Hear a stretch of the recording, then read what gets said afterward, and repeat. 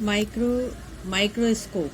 सबसे पहली बात हम करते हैं माइक्रोस्कोप। हु डिस्कवर्ड माइक्रोस्कोप का डिस्कवर कैसे हुआ? सबसे पहले ल्यूवेनहॉक ने 1683 में माइक्रोस्कोप का उपयोग किया था।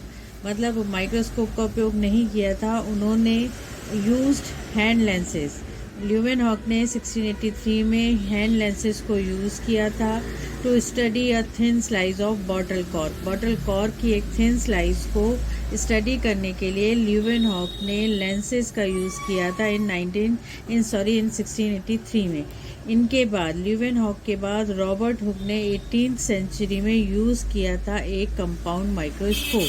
मतलब पहले हैंड लेंसेज का यूज़ किया गया, उसके बाद कंपाउंड माइक्रोस्कोप का यूज़ हुआ जिसे रॉबर्ट हुक ने यूज़ किया था।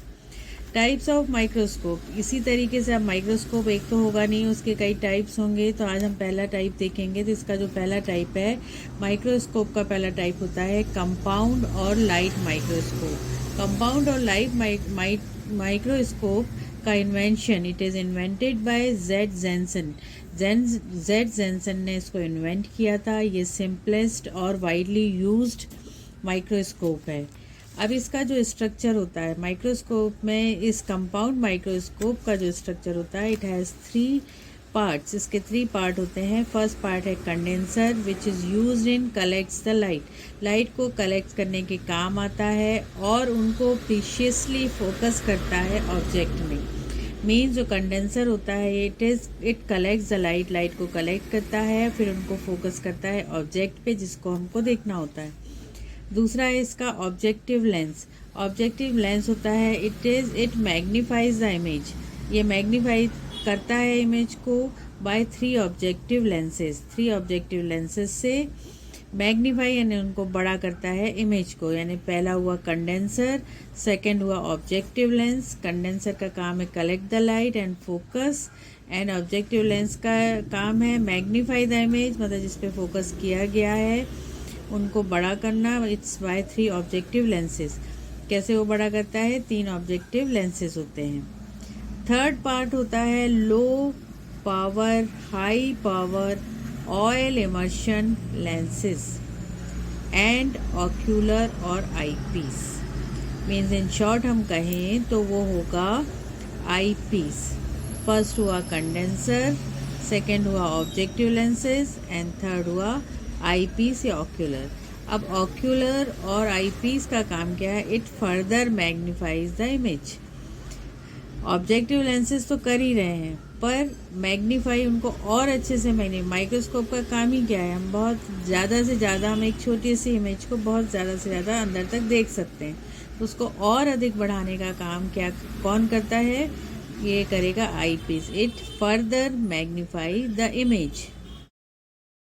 हम यहाँ देखेंगे इसका एक मैग्नीफाइंग पावर भी होता है। How to calculate magnifying power of compound microscope. Magnifying का पावर का मतलब होता है हम उसको कैसे देखेंगे इसका कितना पावर होता है।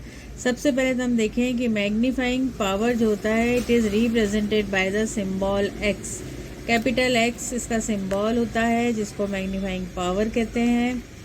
The total magnification of a microscope. एक माइक्रोस्कोप का टोटल मैग्नीफिकेशन कैसे कैलकुलेट करते हैं? How to calculate it?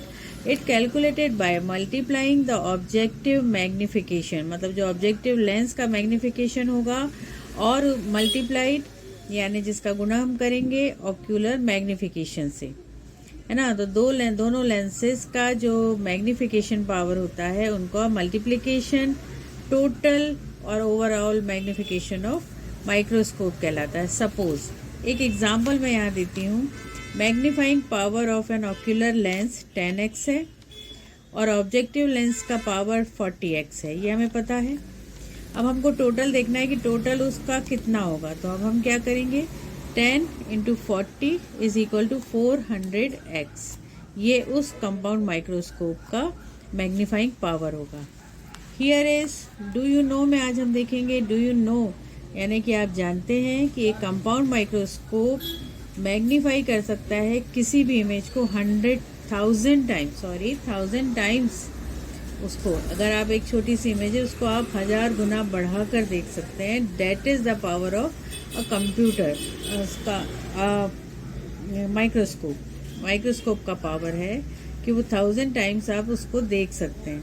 The magnification is independent of intensity of light. कैसे उसमें, मतलब अगर माइक्रोस्कोप का मैग्निफिकेशन किस पे डिपेंड करता है, it's depend on intensity of light, size of microscope और numerical aperture. It's depends on these 3 things, intensity of light, microscope और न्यूमेरिकल अपर्चर।